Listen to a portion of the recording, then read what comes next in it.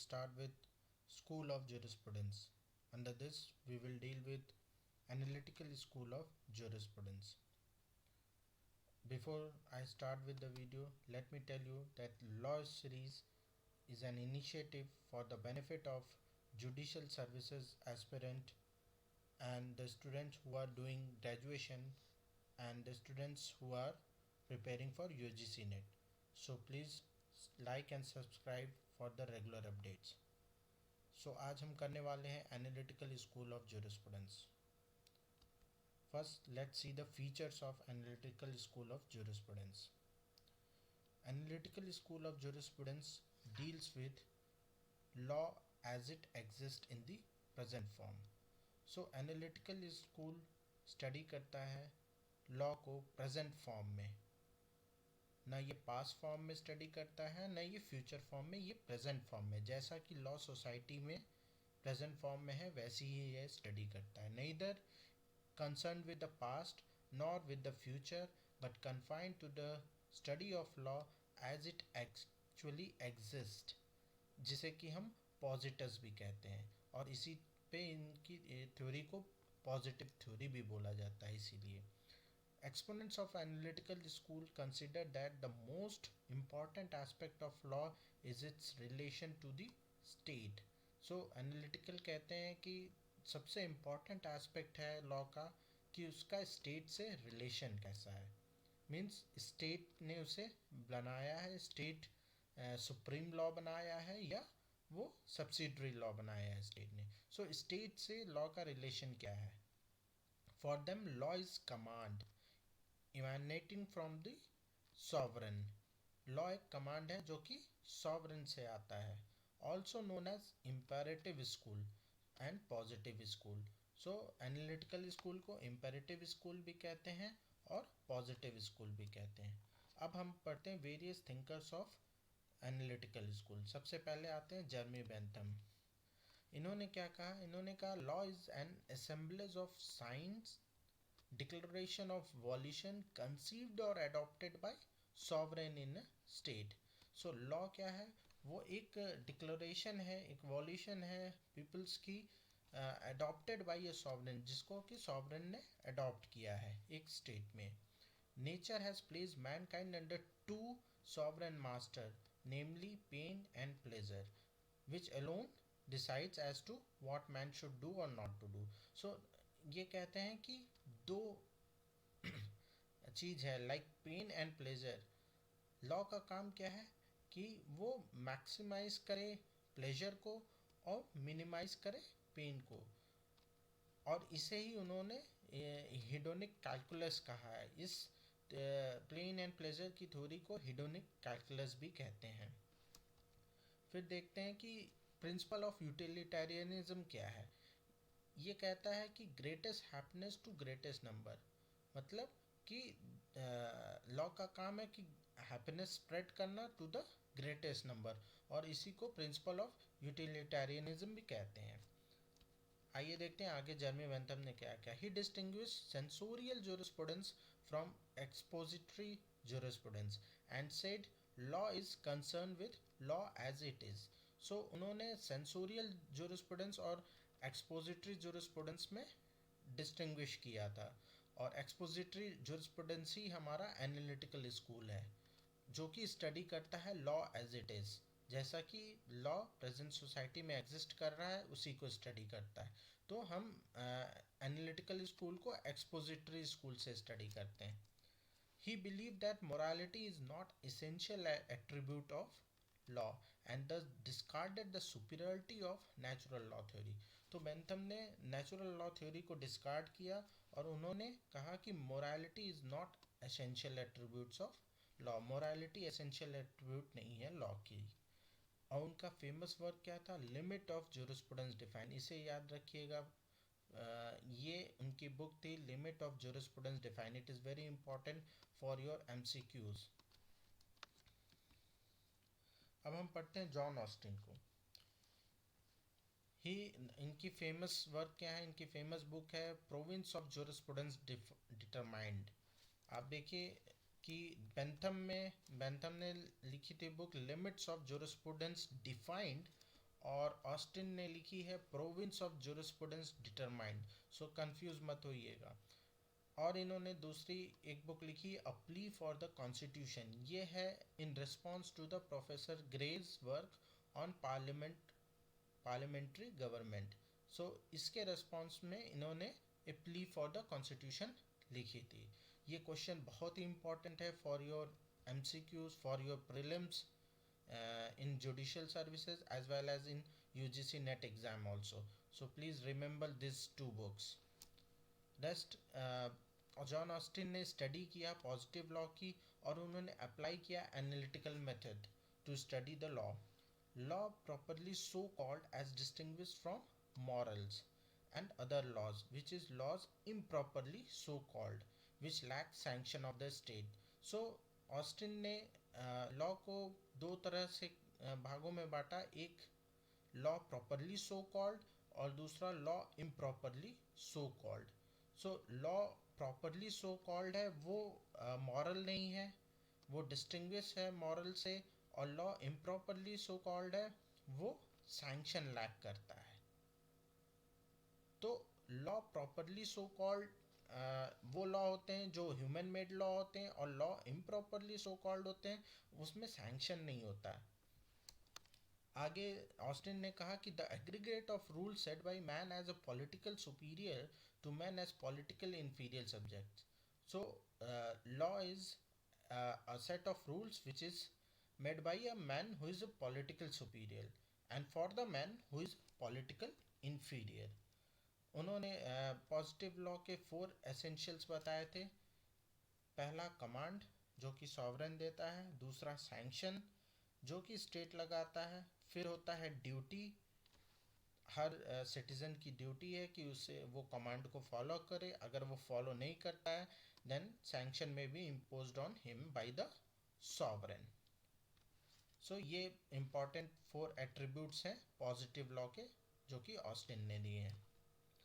अब देखते हैं ऑस्टिन क्या कहते हैं। He said the existence of law is one thing and it's merits and demerit another. A law which actually exists is law, though we happen to dislike it, or though it may vary from the text by which we regulate or approbation or disapprobation. तो ये कहते हैं कि law का existence में होना एक बात है, वो उसके मेरिट और डिमेरिट होना वो अलग बात है, और या हम उसे लाइक करें या डिसलाइक करें लॉ को, लेकिन हमें फॉलो करना ही पड़ेगा उसे, क्योंकि वो एग्जिस्ट करता है सोसाइटी में, तो हमें उसे फॉलो करना है। भले भले ही वो अच्छा हो या बुरा हो, हमें उसे फॉलो करना है। तो जॉन ऑस्टिन ने लॉ को 2 भागों में बांटा। पहला लॉ प्रॉपरली सो कॉल्ड और दूसरा लॉ इम्प्रॉपरली सो कॉल्ड। अब लॉ प्रॉपरली सो कॉल्ड 2 तरह का होता है। एक लॉ होता है जो कि डिवाइन लॉ है, दूसरा human made law. Divine law is given by the god and human made law is made by the political superior. Improperly so called में 2 लॉ हैं, law by analogy and law by metaphor. Law by metaphor जैसे कि law of gravity. सो जैसा कि मैंने कहा human made law 2 तरीके का है। एक तो पॉजिटिव लॉ जो कि ऑस्टिन ने कहा, ऑस्टिन का कंसर्न सिर्फ इसी से है, पॉजिटिव लॉ से। पॉजिटिव लॉ ही ह्यूमन मेड लॉ मेन है। फिर एक है पॉजिटिव मोरालिटी जो कि सुपीरियर के द्वारा नहीं बनाई गई। पॉजिटिव लॉ ही सुपीरियर के द्वारा बनाया गया है इन्फीरियर के लिए, और पॉजिटिव मोरालिटी वो सुपीरियर के द्वारा नहीं बनाई गई है। जैसे कि इंटरनेशनल लॉ में एज सच कोई सुपीरियर नहीं होता, everyone is sovereign under international law. So इसलिए जॉन ऑस्टिन ने इंटरनेशनल को हमेशा ही पॉजिटिव मोरालिटी बोला है, उसे पॉजिटिव लॉ कभी नहीं बोला। पॉजिटिव लॉ उन्होंने कहा वही है जो पॉलिटिकल सुपीरियर बना रहा है पॉलिटिकल इंफीरियर के लिए। अब ऑस्टिन ने कहा कि there are 3 kinds of law which are not included in command, but even then they are considered to be in the purview of the law by way of exception. 3 ऐसे laws हैं जो कि command नहीं होते हुए भी उन्हें law के परव्यू में रखा गया है। वो कमांड नहीं है लेकिन फिर भी उन्हें लॉ के परव्यू में है। ऐसे कौन से 3 लॉ हैं? पहला है डिक्लेरेटरी लॉ, और एक्सप्लेनेटरी लॉ, ये ऐसे लॉ होते हैं जो कि मेन लॉ को एक्सप्लेन करते हैं, जैसे कि जनरल क्लॉजेज एक्ट। तो law passed only to explain the laws already in force, वो होते हैं declaratory law. Law of repeal, जो लॉ बने होते हैं फिर रिपील हो जाते हैं, वो लॉ ऑफ रिपील हैं। और लॉ ऑफ इम्परफेक्ट ऑब्लिगेशन, दो situation where there is no sanction. तो ये तीन तरह के लॉ हैं जो कि लॉ कमांड न होते हुए भी इन्हें लॉ की डेफिनेशन में रखा गया है एज पर द ऑस्टिन। अब हम देखते हैं दूसरे तीसरे थिंकर्स को, जो कि हैं हर्बर्ट लियोनेल एडोल्फस हार्ट। इनको HLA हार्ट शॉर्ट में हम कहते हैं। इन्होंने कहा था कि law is a system of two rules. Law एक दो रूल का सिस्टम है, दो रूल का जोड़ ही लॉ है। पहला है प्राइमरी रूल, दूसरा है सेकेंडरी रूल। प्राइमरी रूल क्या होता है, वो इम्पोज करता है ड्यूटी सिटीजन्स के ऊपर, पर्सन के ऊपर, वो ड्यूटी इम्पोज करता है। और सेकेंडरी लॉ क्या करता है, वो पावर देता है। तो इन्हीं दो रूल्स के यूनियन को ही हम लॉ कहते हैं। अब हम समझते हैं रूल्स ऑफ रिकॉग्निशन। तो HLA हार्ट ने रूल्स ऑफ रिकॉग्निशन को प्राइमेसी दी। ये ऑस्टिन के सॉवरेन के कॉन्सेप्ट्स के बराबर है। It is just similar to Austin sovereign concept. तो according to HLA Hart, rules of recognition is the sole rule in the legal system whose binding force depend upon its acceptance, और validity of law must be tested on the basis of rules of recognition. So rules of recognition he main rule है society में, और इन्हीं के basis पे other laws को भी हम जो है उसकी वैलिडिटी को भी हम चेक करते हैं। तो as per HLA Hart, rules of recognition is the main rule which is given by the sovereign. अब HLA हार्ट ने क्या कहा कि morality is implicit in the hearts positive law. Morality क्या है, वो उनके पॉजिटिव लॉ में इम्प्लिसिट है। शुरू में HLA हार्ट ने तो काफ़ी विरोध किया मोरालिटी की, कि that morality is not there in the concept of law. But उन्होंने बाद में कहा ये चीज़ कि मोरालिटी, हाँ, मिनिमम कंटेंट होती है मोरालिटी की, और वो इम्प्लिसिट होती है लॉ में। Individual feel morally bound to abide by these rules both as a matter of duty and obligation. तो इंडिविजुअल वो अपने को मॉरली बाउंड समझते हैं इस लॉ से, वो उसे ड्यूटी समझते हैं और ऑब्लिगेशन समझते हैं। तो कहीं ना कहीं मोरालिटी जो है वो इम्प्लिसिट थी हार्ट के कंसेप्ट ऑफ लॉ में। सो इस तरह से हार्ट भी हमने कर लिया। अब हमें करना है Kelsen. He is another thinker of analytical law school. He has given the theory of pure science of law. He separated law from all sciences instead of rigorously insisted on the separation of law from politics, sociology, metaphysics and all other extra legal discipline. So इन्होंने law का separation की बात की social sciences से, sociology से, metaphysics से और other extra legal discipline. इन्होंने कहा कि लॉ एकदम अलग है अदर डिसिप्लिन से। लॉ एक प्योर साइंस है। Law as a normative science, इन्होंने क्या कहा, लॉ इज नॉर्मेटिव साइंस, जो कि एकदम अलग है नेचुरल साइंस से। नेचुरल साइंस किस पे बेस्ड होता है, वो कॉज एंड इफेक्ट रिलेशनशिप पे बेस्ड होता है, जैसे कि लॉ ऑफ ग्रेविटेशन होता है। तो लॉ क्या है, वो उस फील्ड से टोटली डिफरेंट है, वो एक नॉर्मेटिव साइंस है। लॉ क्या है, नॉर्मेटिव साइंस है। अब ये केल्सन ने एक थ्योरी दी थी, ग्रंड नॉर्म की थ्योरी। ये बहुत इंपॉर्टेंट है आपके एग्जाम पॉइंट ऑफ व्यू से। What is grund norm? It is a basic norm which determines the content and give the validity to other norms. तो ये बेसिक नॉर्म है जो कि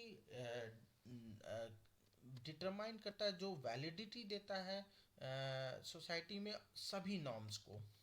the validity of Grand norm can not be objectively tested. Grand norm की आप validity को test नहीं कर सकते, वो बेसिक नॉर्म है, उसको आप टेस्ट नहीं कर सकते। बट और सारे लॉस को आप टेस्ट कर सकते हैं ग्रंड नॉर्म के बेसिस पे। it is to be presumed or presupposed, it is considered as a fiction. तो ग्रैंड नॉर्म को एक फिक्शन की तरह हम समझते हैं, उसकी जो वैलिडिटी को आप टेस्ट नहीं कर सकते, लेकिन और अदर लॉज को आप ग्रैंड नॉर्म के बेसिस पे आप वैलिडिटी चेक कर सकते हैं. अब ये देखिए, जैसे ये ग्रैंड नॉर्म, ये पिरामिड स्ट्रक्चर किल्सन का है, जिसमें कि सबसे ऊपर सबसे प्राइम प्लेस पे ग्रैंड नॉर्म है, और सारे लॉज इसी के थ्रू आते हैं. आप इन सब की वैलिडिटी ग्रैंड नॉर्म के बेसिस पे आप चेक कर सकते हैं. ग्रैंड नॉर्म को आप जैसे इंडिया के कंटेक्स्ट में आप समझ सकते हैं, कॉन्स्टिट्यूशन ऑफ इंडिया को आप कह सकते हैं कि ये ग्रैंड नॉर्म है, और other statutes like NDPS act, like DV act, every act is just like other statute which can the validity of that act can be checked on the basis of the Constitution of India. So Constitution of India is a grand norm, and other act and regulation passed by the parliament and the bureaucrats can be checked on the basis of grand norm. So this is all about the Hans Kelsen, and here we ended with the analytical school of positivism. Thank you. Like and subscribe this channel for regular updates.